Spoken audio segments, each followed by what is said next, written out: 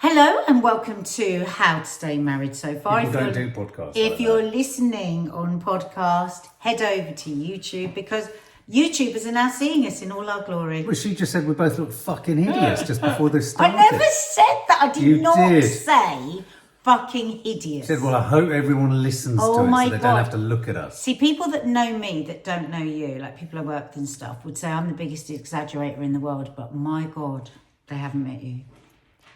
Fucking hideous. Did I say fucking hideous?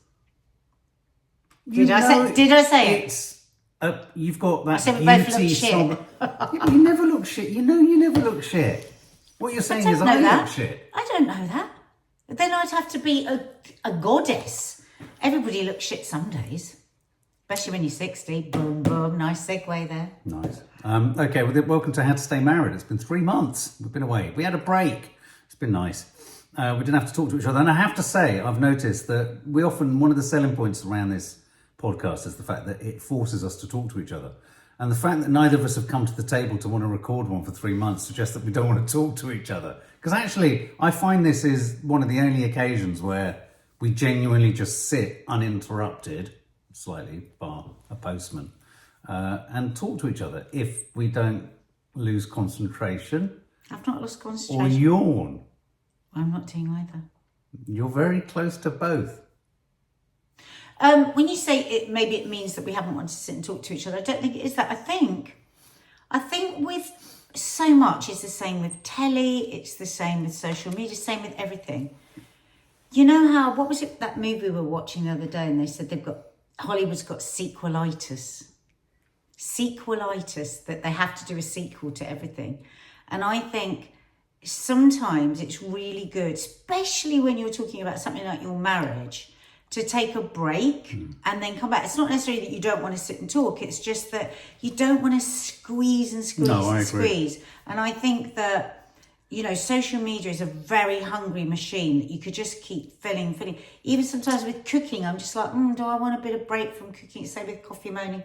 And even when we have a week off from coffee moaning, we come back and we can't wait, can we? And I think some podcasts could learn from this, because I do think you're right. I think sometimes podcasts, with anything, when you're on a weekly, or with social media, coffee moaning, a daily delivery, there is the danger that you get into either the trudge of it, or actually manufacturing stuff that isn't real. Yeah, because eventually there's a degree of manufacturing. Yeah. I mean, the thing is, that again is the brilliant thing about being ADHD, in that we do everything ourselves. Like somebody messaged me the other day and said, "Who is it that looks after your podcast? Who is it that produces your podcast? Where do you do?" And I was like, "Oh, we just do it ourselves, and we just do it when we want to do it." And I think, you know, rather like us, when we stepped away from that sort of corporate TV thing more and more, is because you get into a sausage making situation, don't you? So we will always be like this. It's part of our ADHD. Yes. We will come and we will go, but it will always be really what is going on. We did sort of endeavour about a year ago, actually, now, to sort of like talk about, we lightened things up a bit about a year ago. Talked a lot about sex, but we kind of exhausted it, really, didn't we? After we'd gone past Peg. We had so much fun. We did lots of sex episodes. So go and check the sex episode. And then Mark one day was like, "Right, what should we do?" I said, let's not do sex. I think now we'll be forcing the situation.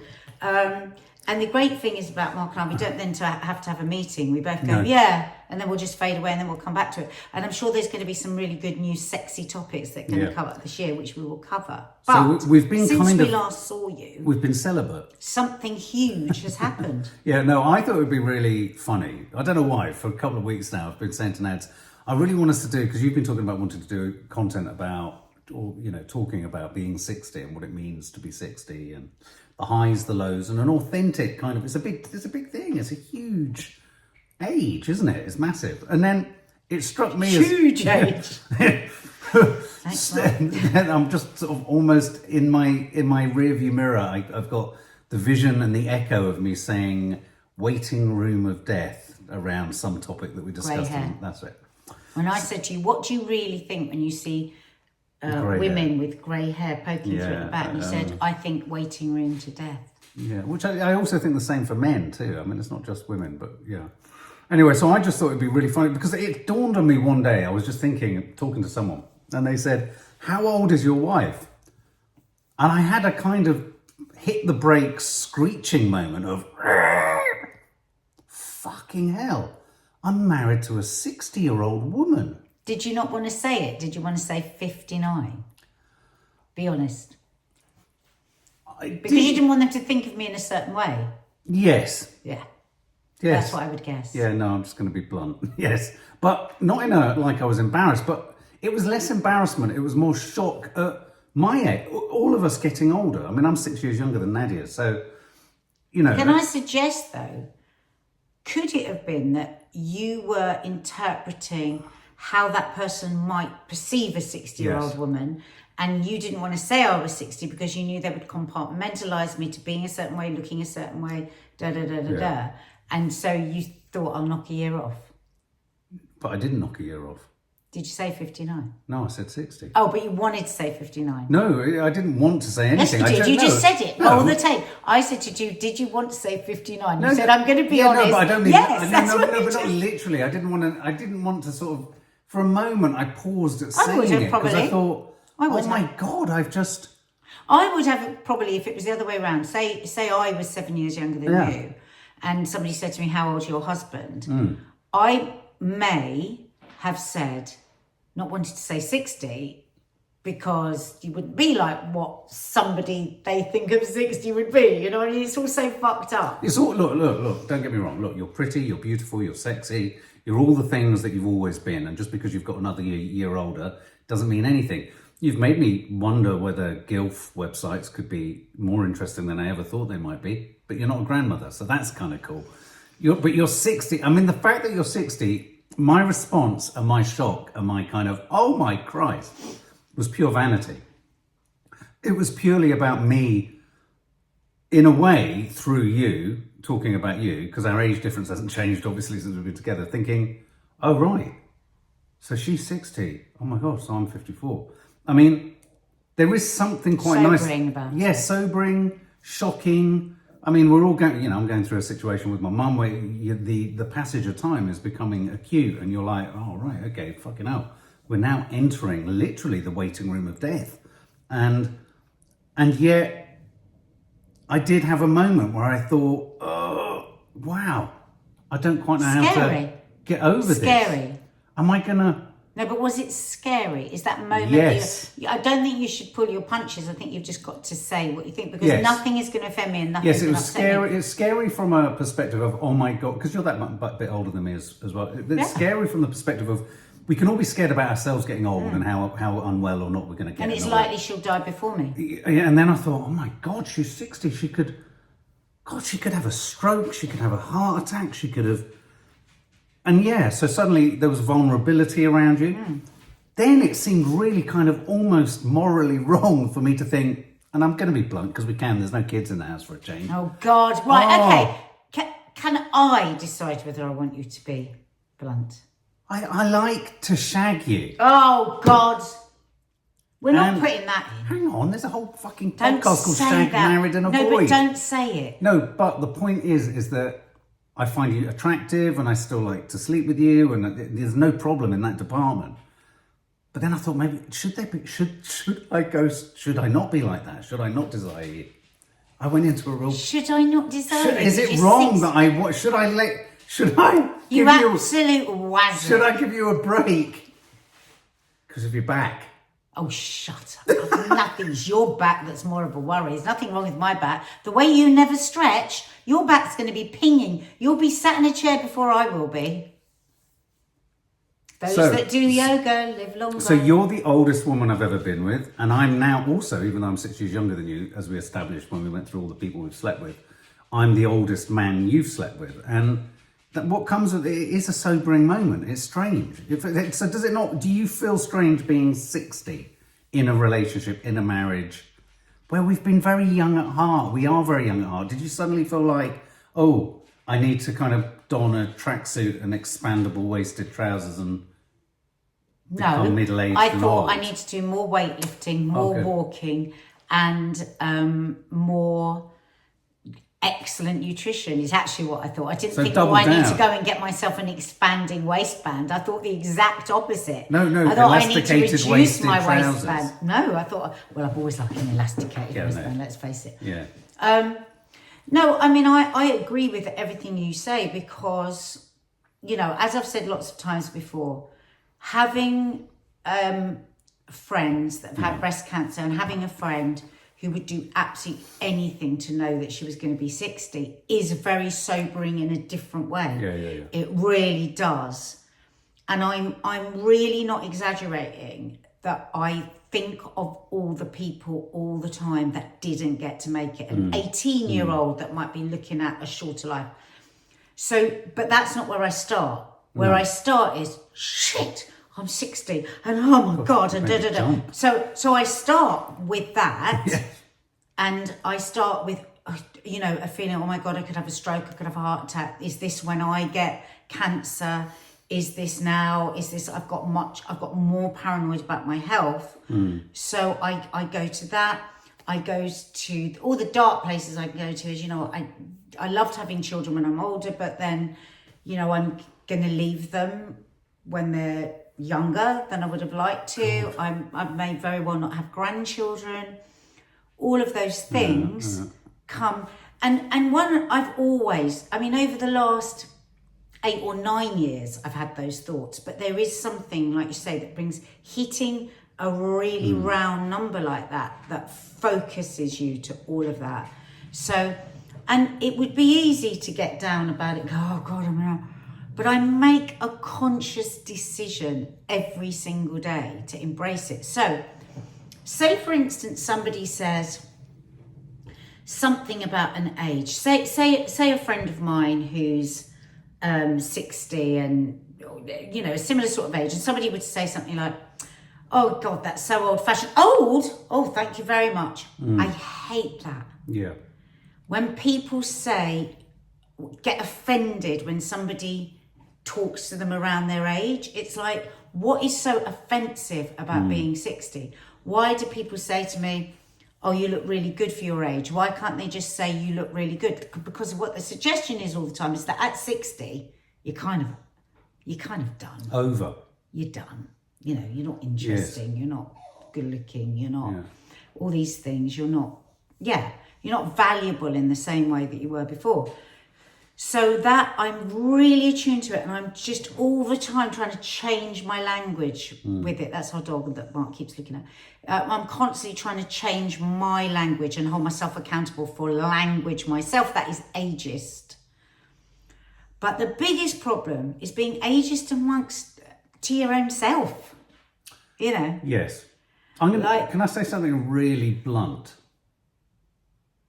I remember seeing a film back in the 1980s. Was it the 80s? Yeah, by Peter Greenaway, called The Cook, the Thief, His Wife and Her Lover. Do you remember that? It had Helen Mirren in it. Yeah. And she was, I think at the time, 50-something, or maybe even early 60s, 50-something.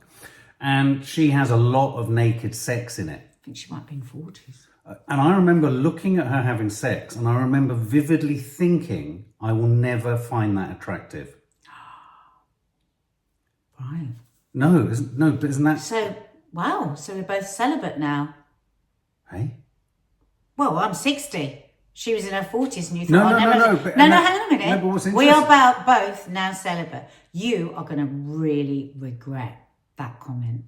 Hang on, I was talking about Helen Mirren when I was 18. Oh, okay, I'll let you I was 18.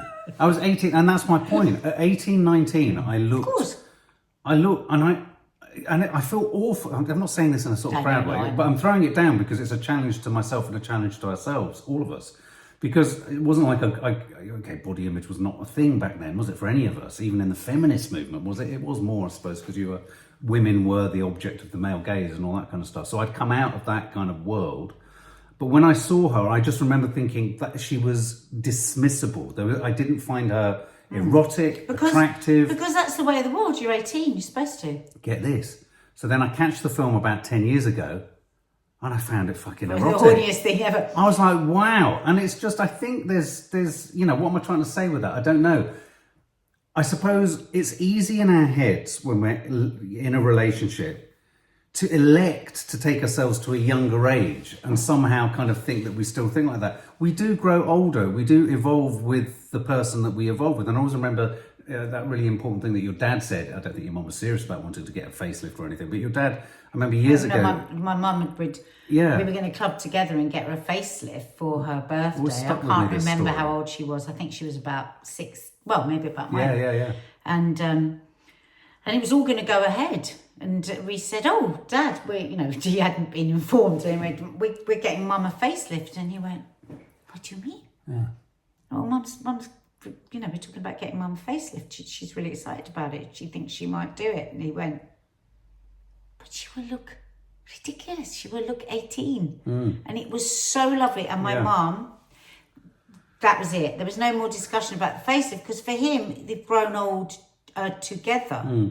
It's not you've suddenly got a 60-year-old woman, or you've suddenly got a 60-year-old man. You've grown old together, and you can, unless you are one of those people that is totally focused on the way that somebody looks, and you've been looking at every detail as they've got older. If you've been having a relationship that is a 360-degree relationship, there's parts of it. I mean, I think with both of us, if we put on weight, or if we, dark circles under our eyes, or if our skin's looking dry, we will see that as, are we okay and are we healthy? We don't look at it and go, "Oh God, she's putting a bit of weight on her stomach, or he's put a bit of weight on his stomach." We just think about what's going on. Is that healthy? Right. But when you're younger, everybody is more narcissistic. Everybody is more... everybody is more focused on looks. But do you ever have those moments yourself, almost like vertigo? Because when I had this thought that day, and it only struck me for a moment, it was just, and you're right, it was the barefaced numbers, 60, hang on, 60, oh my God, hang on. When they got me a T-shirt on Loose Woman with this massive 60 on it, and when I first came out on the set and had a big 60, and I was like, oh God, wow, okay.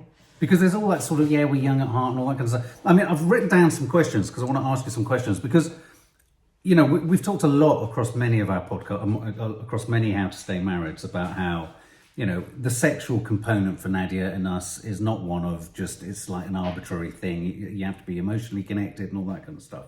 But I am curious to know whether the passage of time presents any problems for you in the intimacy area, whether it be not from necessarily finding me attractive, but inclination, a desire for it. Does the libido go down? Does it go away? Is it something that because you are literally that much older, you think, I'm long in the tooth, I don't know if I want to do it? Well, I mean, if you'd asked me that before I had HRT, I would say yes, because if you have 0 testosterone, you have 0 sex drive, simple as that. So yes, back then, but not now.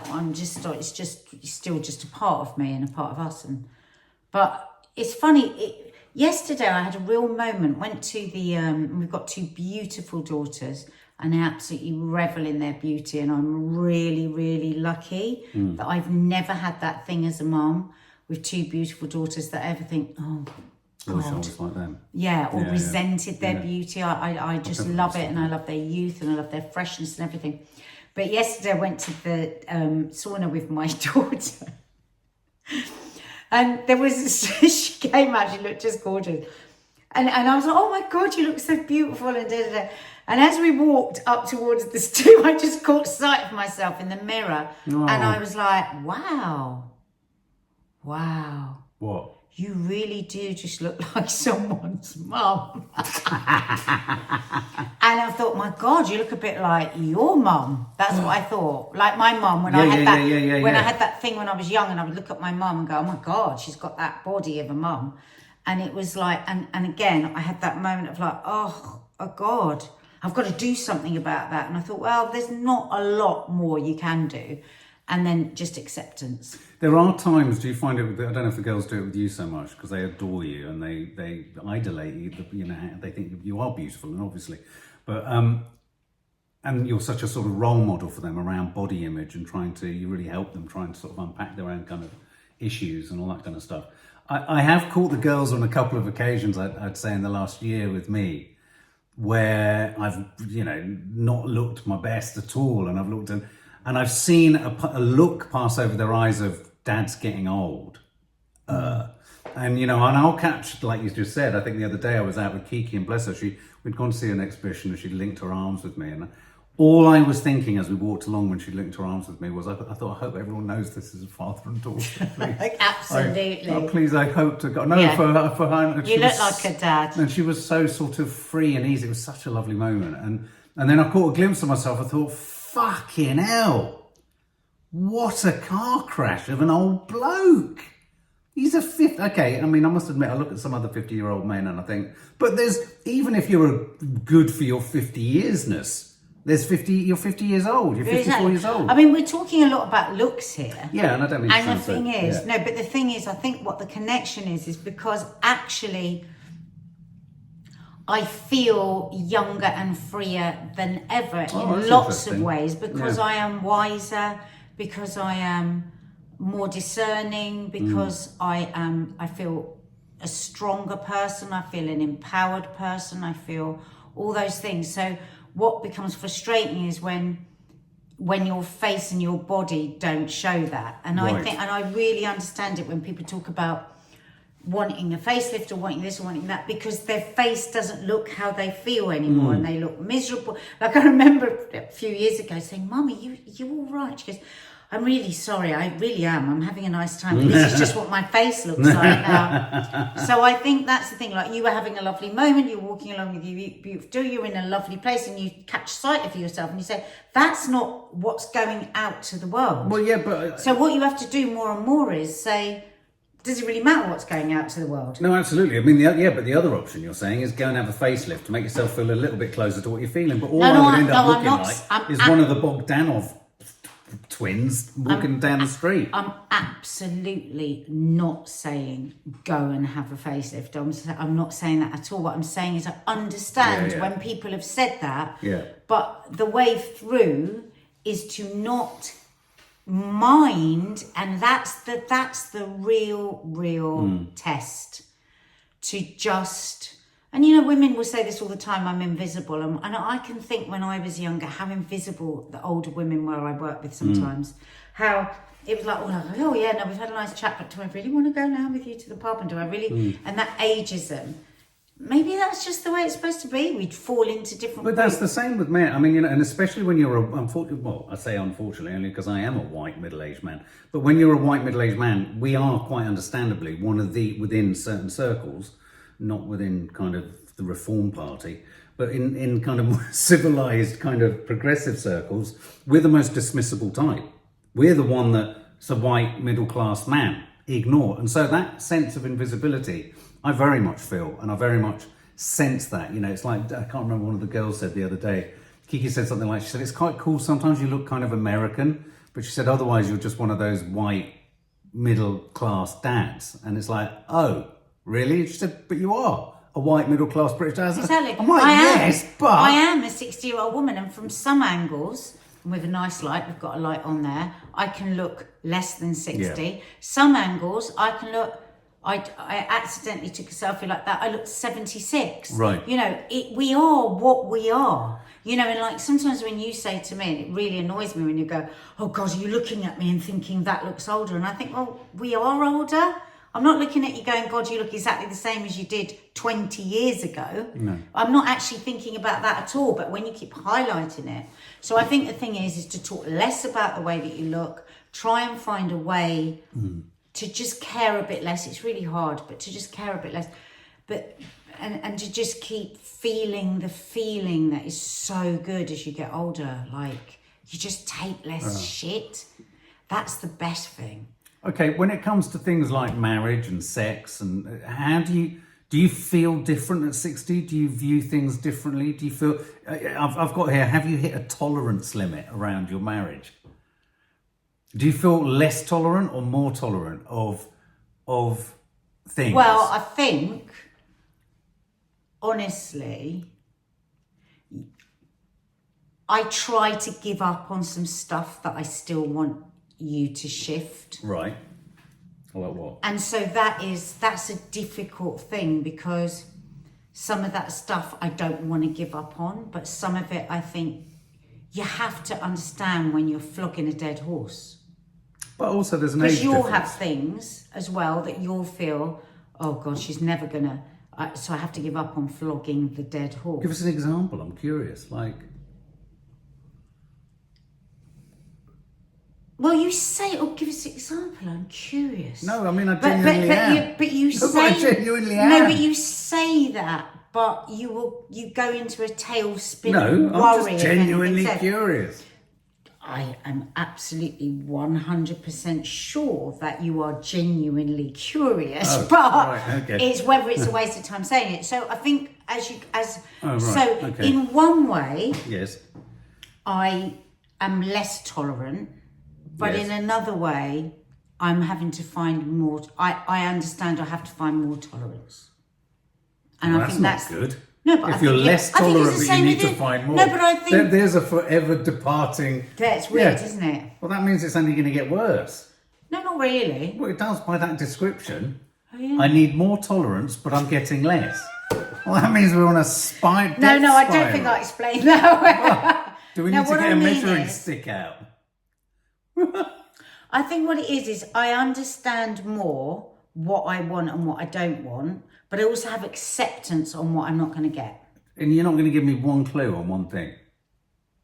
Just something as an example. Healthcare? Self-care? I think... Toilet rolls?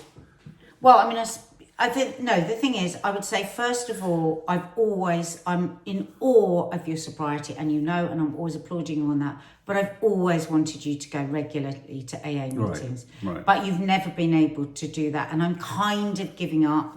I've done the crazy shouting, I've done the da-da-da, and I'm kind of giving up on that and just knowing that will never be. And that I don't want to give up on that, because I still do feel that that's something that would make you more, that would ease some of the ism. Because though you might think I'm always saying that for me, I am saying it because I know you so well, and I look at you and I see the difference when you go to it. But you just will never hand over time to certain things because of your workaholism. Your workaholism is omnipresent. So that I'm kind of like just trying to just go, okay, this is the way it's always going to be. No, it's not. No, I hear that, but I hear that, and in you sort of telling me that softly, because I think one of the problems in many marriages is things don't get said, then they get said in an argumentative way, and then it becomes hostile, and then it becomes poisoned as a kind of suggestion and as a response. So I hear what you're saying, and I accept that, and you're right, and I do need to put my money where my mouth is, but I need to make that happen, and it is easy with so many, and especially with an increasingly, say, frail mum who is increasingly taking time up, but also work. There's always something that I can put forward. Always everything. No, there is, and albeit that I've kind of in a piecemeal fashion. I'm thinking of like when I went to see Better Mate. I am grabbing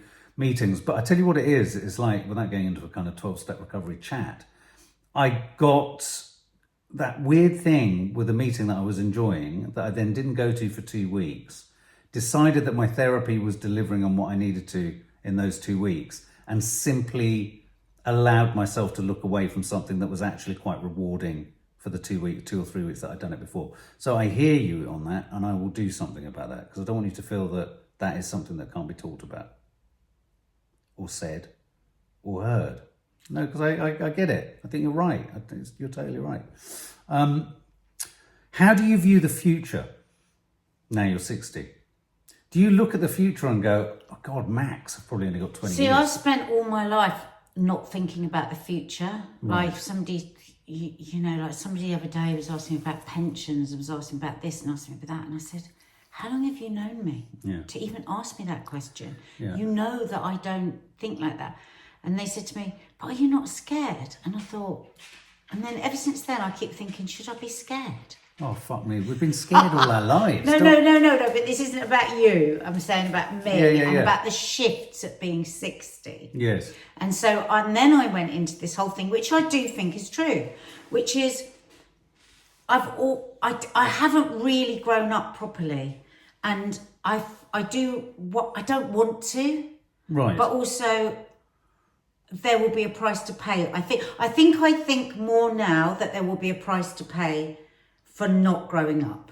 Right. So I feel like oh my God, should I just like speed up the growing up business now and become a proper adult? Is that why you're tidying everything and just... That's why I'm trying to have clear cupboards, because most people that are grown up have clear cupboards. Yeah. Most people who've got pensions have thought about clearing out stuff and just being generally more organised. There's no organisation, and there never has been, and there probably never will be. Right. And so your parents don't have pensions and they're very organised. I do get worried. I definitely am getting more worried about what kind of life we will have. The world is so fucked up and so brutal. And I think about what if you were to get ill or I were to get ill, and how would that happen, and how would I cope, and what would I do? Say you were to die first. I was thinking about this the other day. I was like, what the fuck?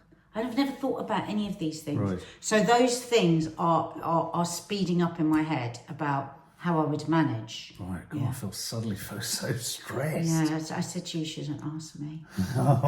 But imagine me, I have to keep it all to myself, because I know if I talk to you, you'll get to Hang on a minute, what do you mean it's good? Oh, for fuck's sake, you make out I'm some fucking incapable individual who can't cope with you opening up. Too strong. It's not, it drives me No, but what I mean is you'll get upset. No, we all get upset at the thought of No, us but all if I dying. ever say I worry about dying or I worry about getting ill, you just go, don't, No, please, it's when, God. it's when you Not say to now, me it's when I... Wednesday, you it's don't when want to you talk say about to me it. when I get a bowel test back and it's clear and you say, well, you haven't been tested for colon. I'm like, oh my God, I It's haven't because even you were thought going about on that. and on about your bowel the whole time. It's starting to be annoying. Flipping heck. Okay, so the future is horrendous. You feel you should have more tolerance, but you've got less tolerance, so that's not good. Does the age difference between us get less as we both get older? No. Why not? Because... I'm still what? Immature and stupid. Yeah. You're much smarter than me. You're much cleverer than me, but you are immature.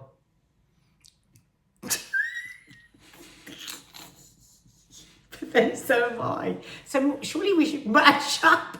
Is sex hedonism less important as you get older? I love the way that every single question, apart from the last one, has sex in it somewhere. No, that's not true. Yes, it has. Every other question hasn't. I've talked No, about... you have. Has your tolerance about marriage? What do you No, but that was including sex. What's disappointing about being 60? How do you view the No, future? no, you put sex into all of it. Does Just the because it's age not written difference? down Does on the your age card, difference hold an appeal? Mark, Babe, this is just the sex question. what is the question? Do you like having sex as much as you always have done? I am not answering it. Okay. Is time running out? For what? All of us. Yes. Do you feel like time is rapidly running totally. out? We were watching Hacks yesterday. I don't know if any of you guys are watching it. But when she said, when you're younger, things are dreams and you've got this expanse of time that at some point you're going to do. But as you get older, it's just like, well, if I don't do it now, it's not going to happen. Yeah, don't. I really wish we hadn't done this podcast now. Well, this is why I said to you we shouldn't have done it. And I wanted to start So it with, my fucking I know Christ, you I'm would have married to a coped. 6-year-old. You just wanted to talk about sex. No, I didn't. Yes, you did, No, I Mark. didn't. Mark, don't fuck about. When you said, let's talk about you being 60, were you thinking about me being 60 or were you thinking about sex? Honestly. I was thinking about you being sexty. Voila.